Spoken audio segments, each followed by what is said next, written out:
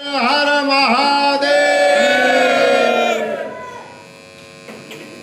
मंच पर उपस्थित गांव के श्रद्धेय बुजुर्ग और मेरे सामने बैठे हुए बंधुओं, नौजवान मित्रों और प्यारे बच्चों, आप सबका मैं हार्दिक अभिनंदन करता हूं। आप सब लोगों की एकता देख करके और गांव में जो घटनाक्रम हुआ उसमें आप सभी ने एकजुट होकर के जो संदेश दिया, उसके लिए आप सब बधाई के पात्र हैं। आज हम सब लोगों ने त्रिशूल दीक्षा का एक कार्यक्रम किया है। बंधुओं, यह त्रिशूल दीक्षा का कार्यक्रम केवल त्रिशूल दीक्षा का कार्यक्रम नहीं है, यह हिंदू नौजवानों की शक्ति के जागरण का कार्यक्रम है। हमारे जितने भी देवी देवता जिनके सामने हम शीश नवाते हैं, हम सब ने उनके चित्रों में देखा होगा, कोई भी देवी देवता खाली हाथ नहीं है, सबके हाथों में कोई ना कोई शस्त्र है। और जब तक हम लोगों ने शस्त्रों की पूजा की, शस्त्रों के महत्व को समझा, तब तक हमारा हिंदू समाज सुरक्षित रहा, हमारे शास्त्र सुरक्षित रहे। बिना शस्त्रों के शास्त्र सुरक्षित नहीं रह सकते। हमारे बुजुर्गों ने अपने तलवार की धार से इस देश के इतिहास को लिखा और अपनी तलवार की छाप सारी दुनिया के अंदर छोड़ी। जिस समय 1,97,00,00,000 वर्ष पूर्व इस सृष्टि की रचना ब्रह्मा जी ने की, तब से सनातन धर्म इस धरती के ऊपर है और सारी दुनिया के अंदर सनातन धर्म होता था। 1400 साल पहले एक भी मुसलमान इस धरती के ऊपर नहीं था। 2000 वर्ष पूर्व एक ही ईसाई इस धरती के ऊपर नहीं था और 3000 साल पहले एक भी यहूदी इस धरती के ऊपर नहीं था। यानी सारी दुनिया के अंदर केवल सनातन ही हुआ करते थे और सारी दुनिया में सनातन होता था। यूरोप हो, अरबिस्तान हो, कजाकिस्तान हो, रशिया हो, चाइना हो, लंका हो, थाईलैंड हो, मलेशिया हो, सारी दुनिया में सनातन धर्म का परचम लहराता था। और महाभारत काल के लगभग 2-2.5 हजार साल के बाद दूसरी संस्कृति के लोगों ने जन्म लिया और हिंदू धर्म के ऊपर प्रहार किए। अकेले यूरोप के अंदर ईसाइयों के द्वारा 200 करोड़ हिंदुओं का रक्त बहाया गया और यूरोप से मार मार करके हिंदुओं को समाप्त करने का काम किया गया। इसी प्रकार अरबिस्तान में 1400 साल पहले हिंदुओं का कत्लेआम होना शुरू हुआ और हिंदुओं को वहां से समाप्त करने का काम किया गया। 1200 वर्षों से 1200-1300 वर्ष पहले 712 के अंदर यह इस्लाम और इस्लाम के अनुयायी भारत के अंदर आए। मोहम्मद बिन कासिम के साथ आए, एक हाथ में कुरान और एक हाथ में तलवार लिए, भारत के ऊपर अत्याचार किए, लूट खसोट की, बहन बेटियों की इज्जत के साथ खेला और 1300 वर्षों से आज तक निरंतर ये इस्लाम के अनुयायियों का यह अत्याचार भारतवर्ष में जारी है। हम लोगों को यह विचार करना है कि जो अत्याचार 1300 वर्ष से इस देश की धरती पर चल रहा है, इस अत्याचार को समाप्त करने के लिए हमें क्या करना चाहिए। और इसका एकमात्र उपाय है हिंदू समाज का संगठन। इस्लाम के अनुयायियों का एक ही है कि सारी दुनिया को दारुल इस्लाम बनाना, और दारुल इस्लाम बनाने के लिए ये सारी दुनिया में इस्लाम के नाम पर अत्याचार कर रहे हैं, इस्लाम के नाम पर गुंडाई की जा रही है, इस्लाम के नाम पर हमारी बहन बेटियों को लफ्ज़ जिहाद में फंसा करके उनके 35-35 टुकड़े किए जा रहे हैं। भगवान कृष्ण की धरती, भगवान राम की धरती, भगवान श्री राम ने 14 वर्ष तक वनवास को धारण किया, और वनवास को इसलिए धारण किया, उस समय राक्षसी शक्तियों का अत्याचार बढ़ गया था, तो उन्होंने प्रण लिया जब तक इस पृथ्वी से, इस भारत की भूमि से राक्षसों को मुक्त नहीं करा दूंगा, तब तक इस सिंहासन पर नहीं बैठूंगा।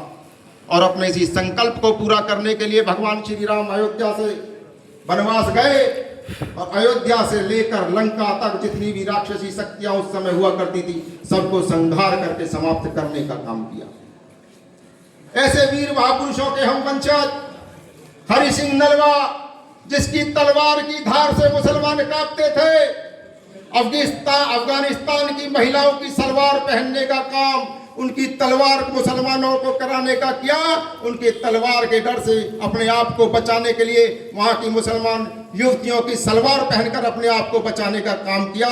ऐसे गंदा खून आज इस भारतवर्ष के अंदर हमारे लोगों के पूरा अत्याचार कर रहा है। इसका कारण है कि हम वीर हरि सिंह नलवा को भूल गए, उनके तलवार की धार को भूल गए, उनकी वीरता और पौरुष को भूल गए, जिसके कारण से आज हमें यह दिन देखना पड़ रहा है। भारत ही नहीं मित्रों, समूचा विश्व इनसे परेशान है। आज बांग्लादेश के अंदर हमारे हिंदू बहन बेटियों की इज्जत लूटी जाती है, उन्हें जिंदा जलाया जाता है।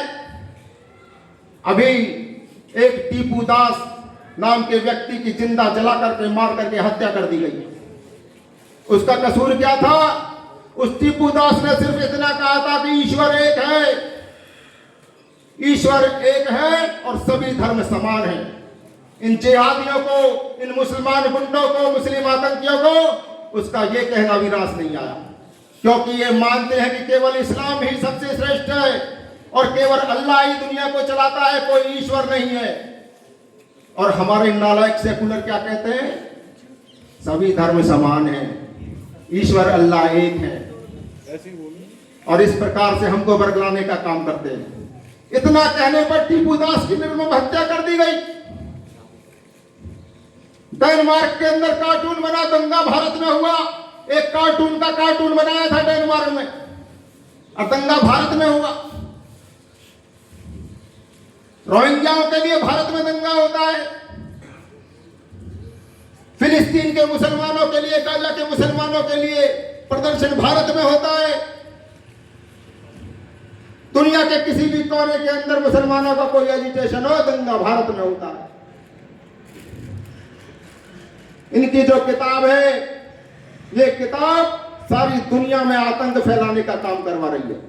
इनकी किताब कहती है जो केवल इस्लाम को मानता है उसी को इस धरती के ऊपर जिंदा रहने का अधिकार है, जो इस्लाम को नहीं मानता वो काफिर है, और काफिर का कत्ल इनकी किताब में जायज है। हम सब लोगों को ये समझना चाहिए कि जो भाईचारे की बात करते हैं उनको समझना चाहिए। इस्लाम का किसी दूसरे धर्म के लोगों से कभी भाईचारा हो ही नहीं सकता। इस्लाम के अंदर दूसरे धर्म के लोग काफिर है, चाहे वो किसी भी जाति के हों। इस्लाम के अंदर दूसरे धर्म के लोगों से दोस्ती जायज नहीं है। ये इस्लाम कहता है किसी के साथ दोस्ती नहीं की जा सकती, किसी काफिर के साथ दोस्ती नहीं की जा सकती, और काफिर वो जो इस्लाम को न माने। उसी कुरान के आधार पर दंगा फसाद किया जा रहा है। देश के कोने कोने में दंगा फसाद किया जाता है। हमारे रामनवमी के जुलूसों पर पत्थर मारे जाते हैं, हनुमान जयंती के रथों पर पत्थर मारे जाते हैं, हमारे भाइयों की घर में घुसकर गला काट करके हत्या की जाती है। कभी आपने ऐसा देखा? मैं आपसे पूछना चाहता हूं कि कभी हिंदुओं की भीड़ निकली हो किसी मस्जिद से और जाकर के दंगा किया हो? कभी हनुमान चालीसा का पाठ किया हो, हिंदुओं ने बाहर निकल करके दंगा किया हो? लेकिन मित्रों, जुम्मे की नमाज के बाद जितने भी दंगे हुए, बड़े बड़े जुम्मे की नमाज के बाद होते हैं। जुम्मे की नमाज कोई इबादत नहीं है।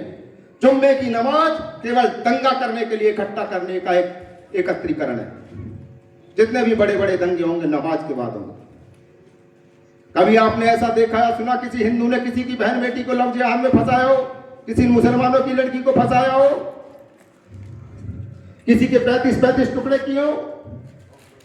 लेकिन हमारी बहन बेटियों के 35-35 टुकड़े किए जाते हैं।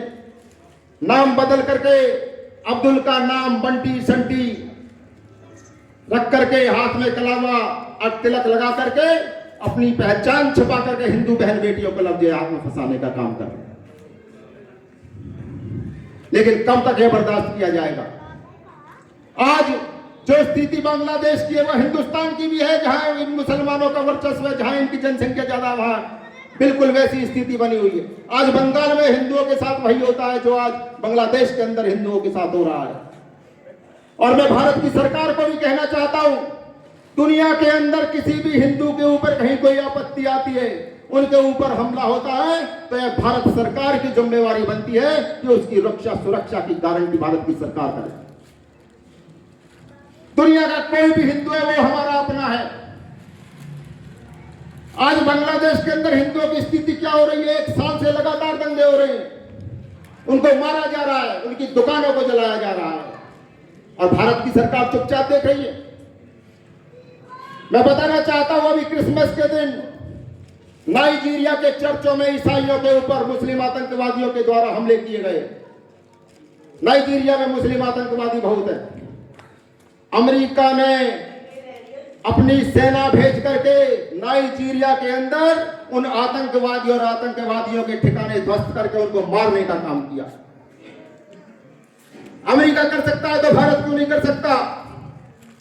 1971 में जब पाकिस्तानी खातूनों के ऊपर बलात्कार कर रही थी पाकिस्तान की सेनाएं, बांग्लादेशी खातूनों की इज्जत लूटी जा रही थी, उनकी धन संपत्ति लूटी जा रही थी, तो भारत की सरकार ने अपनी सेना को भेज करके बांग्लादेश के 2 टुकड़े किए और उनके ऊपर जो अत्याचार हो रहा था उसे रोकने का काम किया। जब बांग्लादेशी खातूनों की रक्षा के लिए भारत की सरकार सेना भेज सकती है, तो हिंदुओं की रक्षा सुरक्षा के लिए क्यों नहीं भेज सकती? मैं भारत की सरकार को चेतावनी देना चाहता हूं, बांग्लादेश को सबक सिखाने के लिए कठोर से कठोर कदम उठाए, व्यापारिक रिश्ते खत्म करे, जो रसद भारत से जाती है उसे बंद करे, ब्रह्मपुत्र का पानी बंद करे, और तब भी बांग्लादेश अपनी हरकतों से बाज नहीं आता तो उसके ऊपर भारत की सेना ब्रह्मोस भेज करके सबक सिखाने का काम करे। जय श्री राम, जय श्री राम। भारत के टैंकों का मुंह सीमा की तरफ खोल दे, सीमा को तोड़कर भारत के टैंक इन बांग्लादेशी गद्दारों को रौंदते हुए ढाका तक पहुंचने चाहिए। एक भी हिंदू की हत्या होती है तो बर्दाश्त नहीं की जानी चाहिए। और मैं अपने यहां बैठे सभी मित्रों से कहना चाहता हूं, हम उन भगवान के वंशज, उन महापुरुषों के वंशज हैं जिन्होंने अपने तलवार की धार से इतिहास को लिखा, जिनको हम रामायण महाभारत के माध्यम से जिनकी वीर गाथाएं हम लोग पढ़ते हैं। आज हमारी ऐसी दुर्दशा क्यों? क्योंकि हम उनकी शिक्षाओं को भूल गए हैं, उनके हथियारों को भूल गए हैं, उनकी शक्ति को भूलते चले गए। मां दुर्गा, रणचंडी, काल भवानी, जिसका खप्पर हमेशा राक्षसों के रक्त से भरा रहता था, उस मां दुर्गा के वंशज, उस मां दुर्गा के उपासक हम लोग हैं, और इन राक्षसों को इनकी छाती का खून पी करके कपड़ों में गाड़ने का काम हम लोग करेंगे। ऐसा करना पड़ेगा। ये राक्षसी शक्तियां केवल तभी समाप्त होंगी जब हम हथियारों का संधान करके आप महापुरुषों के दिखाए रास्ते पर हम लोग चलेंगे। ये नारा लगाता है हिंदू तेरी कब्र खुदेगी। अब हिंदू की कब्र नहीं खुदेगी। 1300 साल से हिंदुओं ने बहुत अत्याचार किया, अब तुम्हारी कब्र हिंदू खोदने का काम करेगा। हिंदू के ऊपर कहीं भी कोई अत्याचार होगा तो हमें यह वचन लेना पड़ेगा कि उसकी रक्षा सुरक्षा के लिए हम खड़े होंगे। सारी दुनिया में कहीं हिंदुओं पे अत्याचार होगा, हम एकजुट होकर के उसका जवाब देंगे। संगठन का यह निर्णय है। ऐसी मजबूत टीम गांव गांव में जाकर के हम तैयार करेंगे। अगर दुनिया के किसी कोने के अंदर एक भी हिंदू पर अत्याचार होगा तो करोड़ों हिंदू उसकी रक्षा सुरक्षा के लिए सड़कों पर होगा। जय श्री राम, जय श्री राम, जय श्री राम, जय श्री राम। हमारी बहन बेटियों को लव जिहाद में फंसाने की बात तो छोड़ दो, उसकी तरफ अगर टेढ़ी निगाह करके भी देखा तो उसकी आंख में भाला घुसेड़ने का काम हम लोग करेंगे। कोई सरकार है, कोई प्रशासन की हमें आवश्यकता नहीं है। सरकारें अपना काम करें, हम अपना काम करेंगे। हमें हिंदू भाइयों का समर्थन चाहिए। अपनी बहन बेटियों की सुरक्षा हम स्वयं करेंगे। और ये समझ लो बहरूपियों, जिनका खून दोगला है, ये वही खून है जो मुगलों की तलवारों के डर से जिन्होंने सलवार पहनी। और इस दोगले खून से डरने की जरूरत नहीं। ये एक कायर जिस दिन हम हथियार उठा लेंगे, स्वयं हमारे सामने हथियार छोड़ करके नतमस्तक होने का काम करेंगे। हमारी बहन बेटियों को लोग जहां में फंसाते हो, शर्म नहीं आती? वैसे कहते हैं कि मूर्ति पूजा हराम है, और बहन बेटियों को लव जिहाद में फंसाने के लिए गरबा में जाते हैं, डांडिया खेलने के लिए जाते हैं, पहचान छिपाकर नाम बदल करके जाते हैं। अरे गरबा खेलना है, हमें बताओ ना, हम सिखाएंगे कैसे गरबा खेला जाता है। अपनी मस्जिद के अंदर पंडाल लगाओ, सलमा को नाचने के लिए बुलाओ, और डांडिया के लिए मेरे इन बजरंगी भाइयों को बुलाओ। जब देखो डांडिया कैसे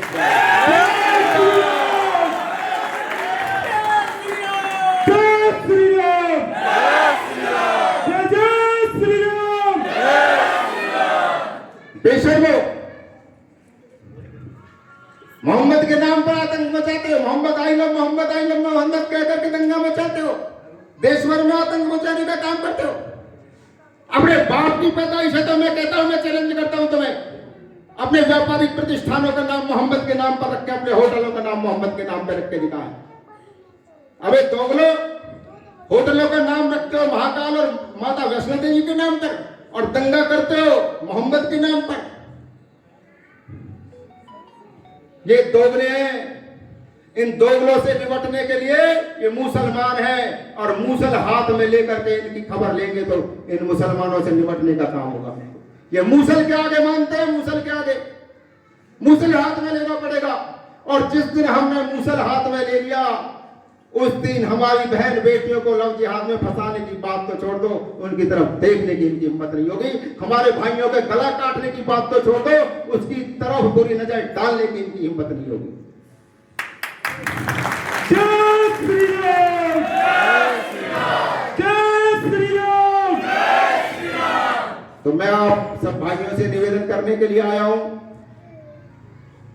हम लोग जिन वीरों के वंशज हैं, उन्हीं के तेज को प्रकट करके इन दुराचारी बदमाशों निपटने का काम हम लोग कर सकते हैं।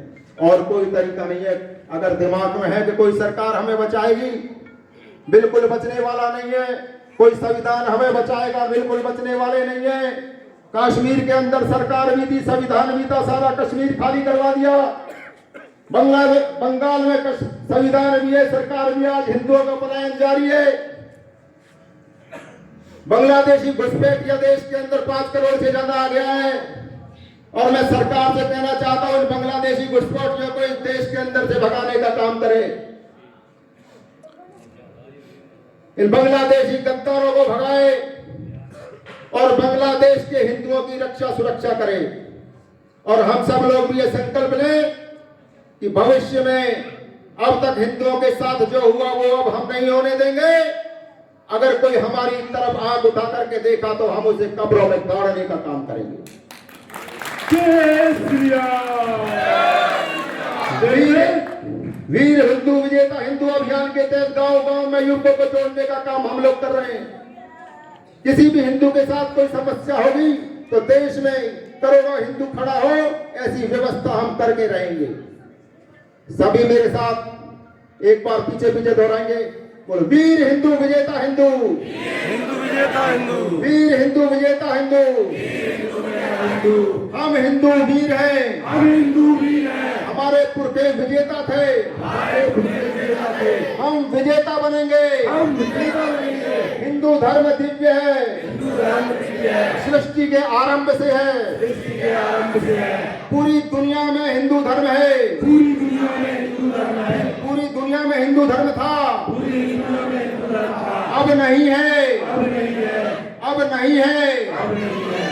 हम प्रतिज्ञा करते हैं, हम प्रतिज्ञा करते हैं, हिंदू धर्म, हिंदू धर्म, हिंदू देश हिंदू देश की रक्षा के लिए, रक्षा के लिए, अखंड भारत के लिए भारत के लिए संकल्प लेते हैं, संकल्प लेते हैं। तन मन धन से हिंदू धर्म की रक्षा के लिए काम करेंगे। जय भारत, जय श्री राम।